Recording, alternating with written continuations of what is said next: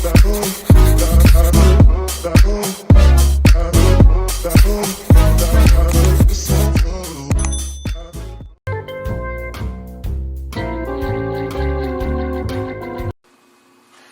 morning, this is Colleen with Designs of Value Online Art School, and today we are going to do a still life. Let me grab the graphite of it, and we're going to start with the apple. I changed it around, so there's an apple here with a couple leaves, and then we've got a gourd up here and a pumpkin over here. So that's what we're going to do today. We're going to get started. I have it traced onto my paper. I have picked the colors for the apple and the leaves, and then we'll go through how I pick for the gourd and the pumpkin, which we'll do the gourd next. Here we got enough made up before we put water on the paper. And this paper is brand new, so we're going to use a double coat of the water. Just seems to work out really much better for me. Doesn't get so dry. Okay, so we got the lemon yellow. Let's grab some of the gold ochre.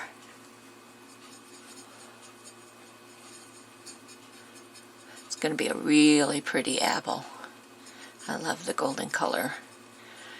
Okay. And then it's just a touch of alizarin crimson.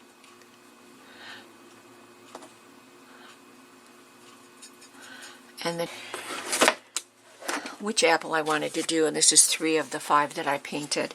So I did one with a lot of streaks, just kind of a mid-value streaks, but a little bit more golden. And this was the golden one that I did. And see, I didn't care for the green at the bottom here, so I'm not going to include that. But I really like the golden apple design, so that's the one we're going to do, or the coloring, I should say. So, and I'm going to just load my brush.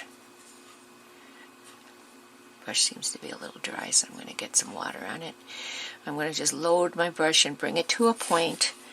I'm going to just drop that paint on, kind of smooth it in. There we go. Pick up some more. See how pretty that golden color is? Just love it. And we will do a glaze with this later once we get the red on. Now this I can go right up to the leaves and I'll be okay.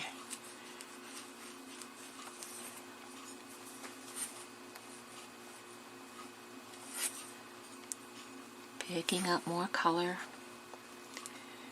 And again, I don't want to go right to the edge, but I do want to get color over there.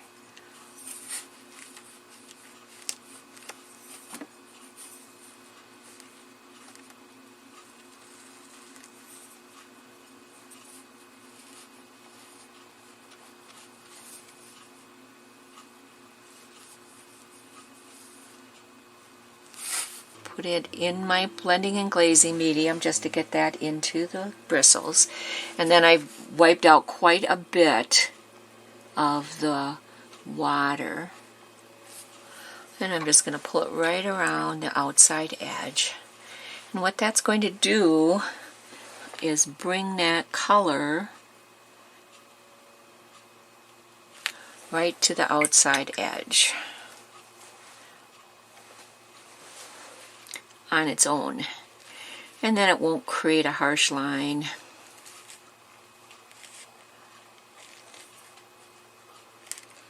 You want to do this fairly fast because you still need to pull out your highlight.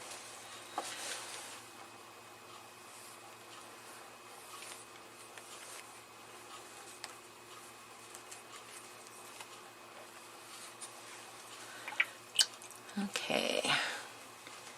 Now my brush is cleaned and it has no water in it.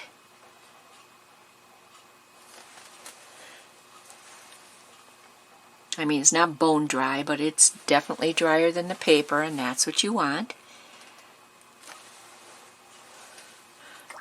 And you want to wipe it in between strokes because otherwise you're just laying down that yellow color again.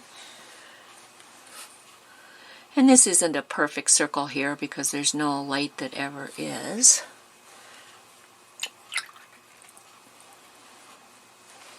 But you want to draw that paint off of that spot. See, I didn't listen to myself and wipe in between. There we go. That's better. Okay. Now I'm going to go around the outside edge one more time. And then I'll be right back with you and we'll go ahead and do the same thing to the leaves. See you then.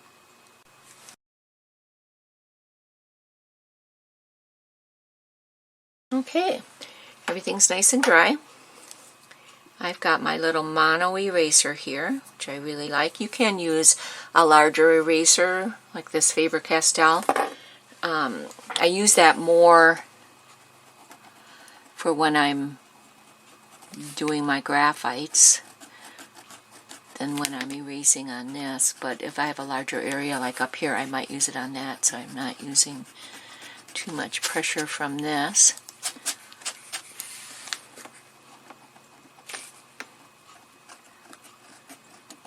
You don't want to get too much paint on your lines because then you're going to have a hard time getting it off. So after your first glaze like this is definitely a good time. Paint your design and then do your graphite both. You need to remember where that highlight is. Each item has to reflect the same highlight area because light doesn't change. It travels in a straight line. And if you would have a highlight over here and a highlight over here and a highlight over here, this item is wrong. And you would probably sense that there was something wrong, and it may be pretty difficult to tell what was actually wrong. But that's always something that you want to keep in mind. There's a lot to art. Okay. Pick up some more water here on my brush. Just loading my brush. I always bring it to a point.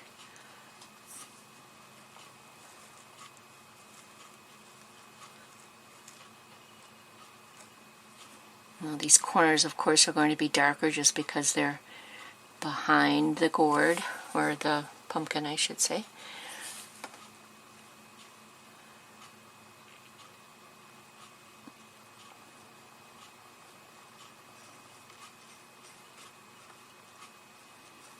So if you get a little bit extra paint over there, not a biggie. That's what you want.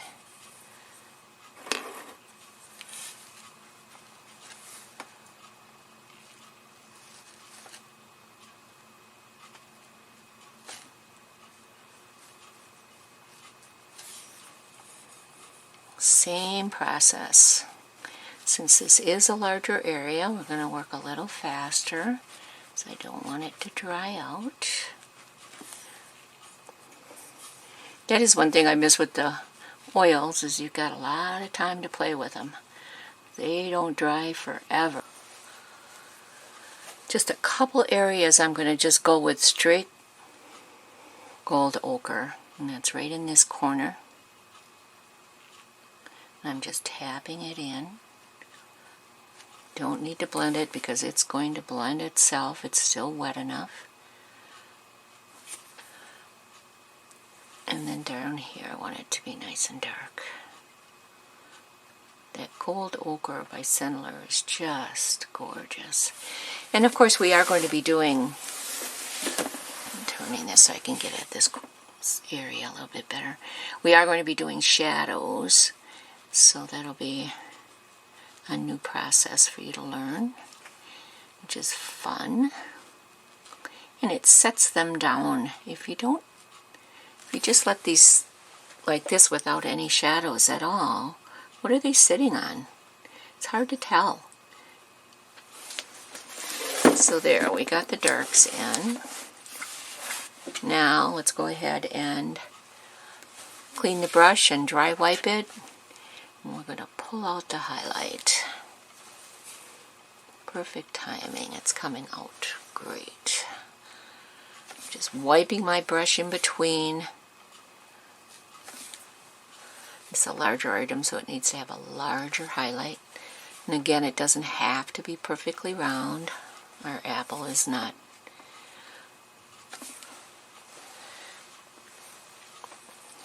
I'm going to bring just a little bit of light down here too. Doesn't show it in the photograph, but my photograph had the highlight coming in from the top, so it's not necessarily an upper right-hand light source. Okay, we're back.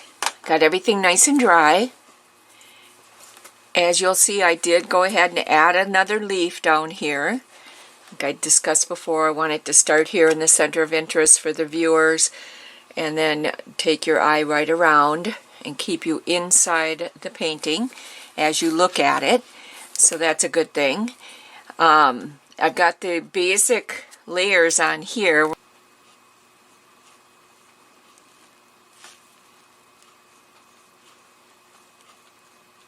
Kind of like a yellow streak through there. And this will lighten up as we add in other colors around it. Looks pretty dark right now, but it'll fade.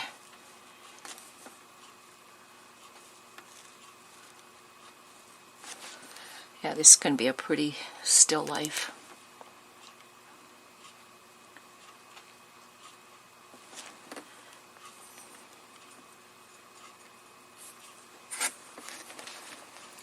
And we got one streak right down here.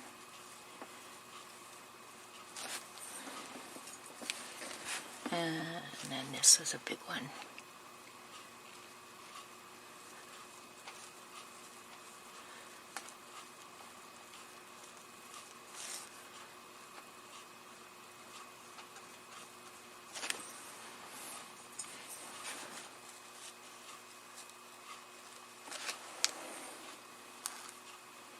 Okay, that looks good. So let's start with the green. It's in the upper corner right in here.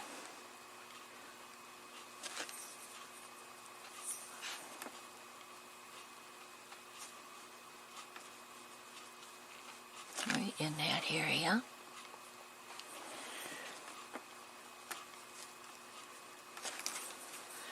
And now we can clean our brush. And then there is a darker green right in this area here. So we're just going to use the Center green all by itself, because that is the color we'll be using for the dark green.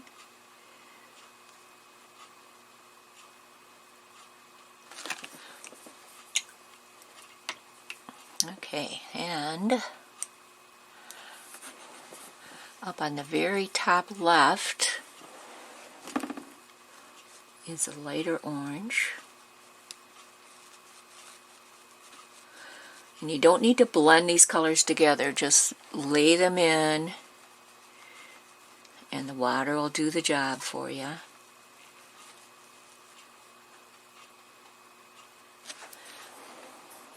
And then the balance is going to be the dark. Then there's little knobs and stuff on there that are green, but those will be put on with the details. So this is going to be so pretty.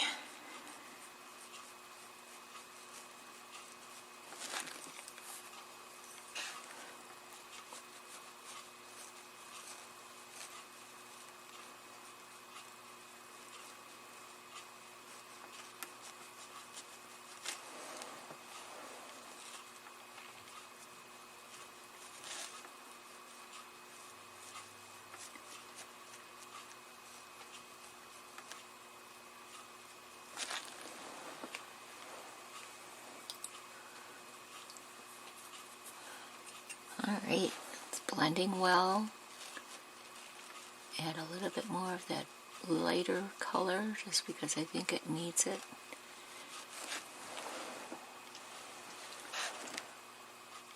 Kind of blend these two together a little bit, not a lot. There we go, perfect. Alright, we're going to let that dry. And while it is, we're going to move to this side. And I think we'll pick up the light pumpkin first.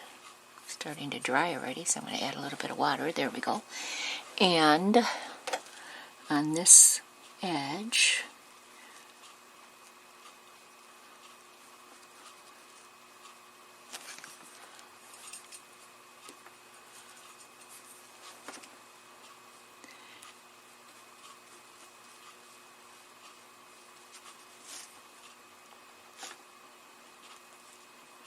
making sure we get right up to that corner there, and I'm going around where the green's going to be.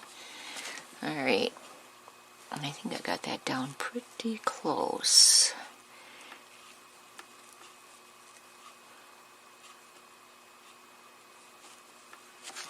Now I'm going to clean my brush. I'm going to add in the light green, which is over on the right hand side. Right there. And right down here. As long as we're doing green, we'll add in the dark green.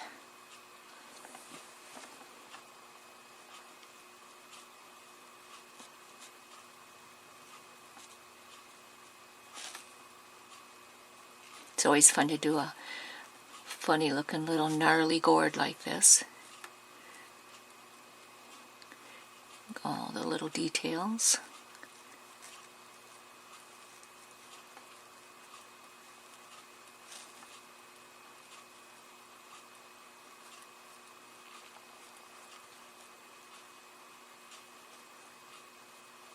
Alright, now we'll do the dark pumpkin. It's starting to dry already too. Crazy. There we go.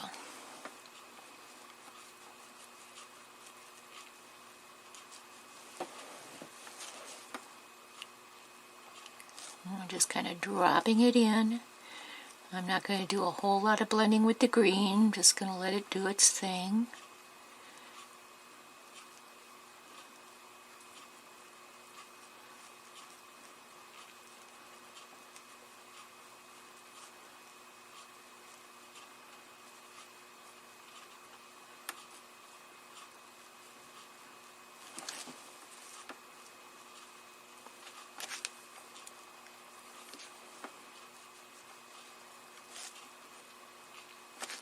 Adding in more color where I think it needs it.